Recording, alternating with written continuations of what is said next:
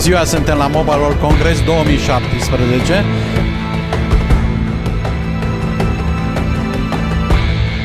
Vă prezentăm pe telecomtv.ro cele mai noi lansări ale industriei.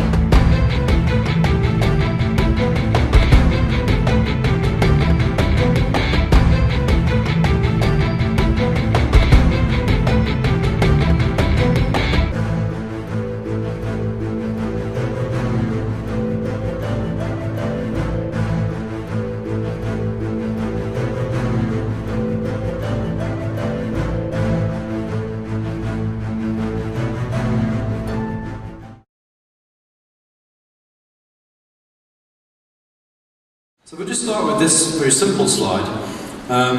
I'll take you through briefly these four corners. On the first one we see, and in fact, before I even start with the four corners, this is, if you like, on a single page our 5G technology, our 5-year technology strategy, I should say. These are the things that we see as being really important as we start to look ahead over the next 3, 4, 5 years from our perspective. The first one, the top right-hand corner, fiberization. We think having more fiber, deeper fiber is extremely important. Vodafone is not just a mobile network operator, we're also the fastest growing fixed network operator in Europe, and we're deploying next generation fiber assets in many countries, and we're deploying those assets to our cell sites and our points of concentration as well. Now, one thing I will say around this is that in that space we would also be considering anything that allows us to connect houses passed by fibre more quickly than digging trenches. So we do look at the niche opportunities that we see around using forms of 5G for fixed wireless access. We look at those opportunities with a lot of kind of enthusiasm, and we try and make it work. So far we haven't found a formula to make it work for us commercially, but we continue to look. But I know that's an emphasis for some players in some markets. Internet of Things, of course, dominates a lot of our collective narrative at the moment, and it encompasses a huge range of things. Everything from cars, as we see on the screen there, all the way through to sensors that you bury in the soil to measure the humidity level and be able to have a battery life for 20 years. So IoT covers a massive range of things, and of course we're aiming to address that opportunity with whatever technologies we have to in order to provide the right service. We see a big trend of being, all of our networks becoming cloudified, becoming more reliant on virtualization of the network elements and a much higher degree of programmability and flexibility. And these transformations are happening now. They will be there in the era of 5G, but they're not directly related to 5G. We're doing this anyway. And last but not least, of course, we've got the evolution on the radio access networks.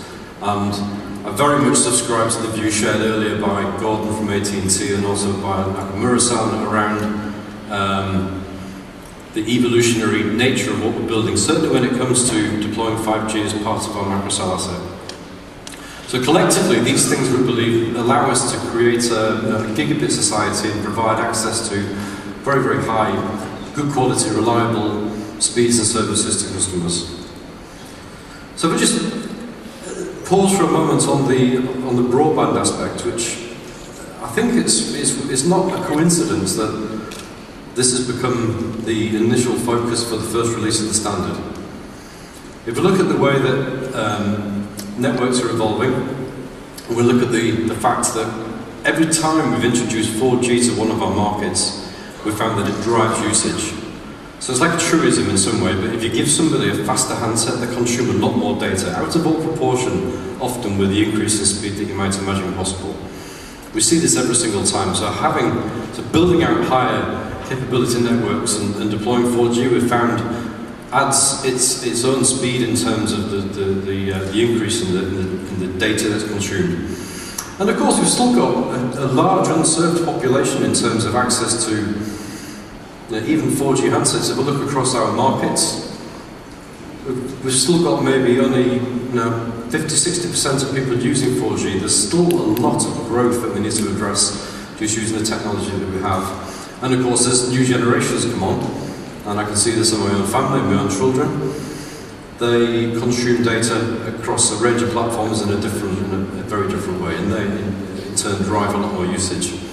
And of course, new device form factors. You see, if you go to the rest of the show, the views around what might happen to the future of the smartphone. You can see the developments in terms of a huge array of different device types, especially when you start looking at some of the developments in AR and VR, and of course this drives more usage as well.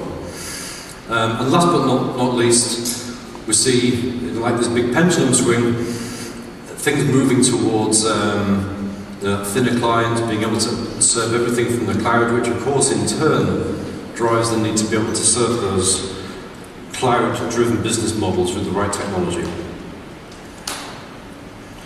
So I have to show this slide. I know it's been shown in various forms throughout the other presentations.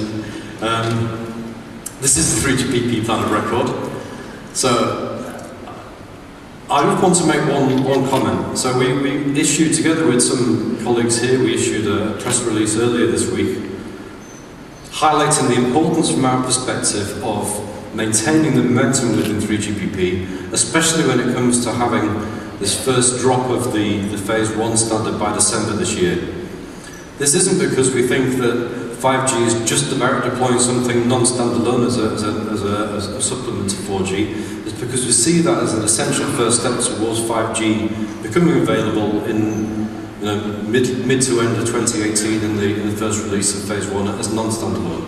So we see this as very much a progressive story, but we also know that unless we start to make some decisions that lead to stability in the physical layers towards the end of this year, then we will lose a lot of time when it comes to having the right chipset investment in providing for the devices that we'd like to see available, ready to support our commercial launch by 2020.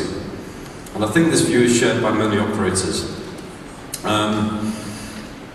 We are concentrating on lower frequency bands at this stage. We're looking to use this non-standalone capability in the bands below 6 GHz. We're looking to use it on a macro cell network, and we're doing this because we think it serves the broadest possible number of customers in those early days of 5G. Of course, on the way, we've got these other capabilities. You'll have heard a lot about these in the show and in earlier presentations as well. And we see these as very much part of the mix. So we've got this new capability that we developed over the past couple of years called narrowband IoT, which addresses a lot of the very, very low-end machine-to-machine type devices that people originally thought might be addressed with 5G. Well, we don't need to wait for 5G. For those devices, we can do it now. And I'm pleased to say that that ecosystem is developing, I think, beyond all reasonable expectation extremely quickly. Even just on our stand, we've got something like 18 different narrowband IoT powered demonstrations, and the diversity of use cases that you can see now being empowered by this is quite tremendous.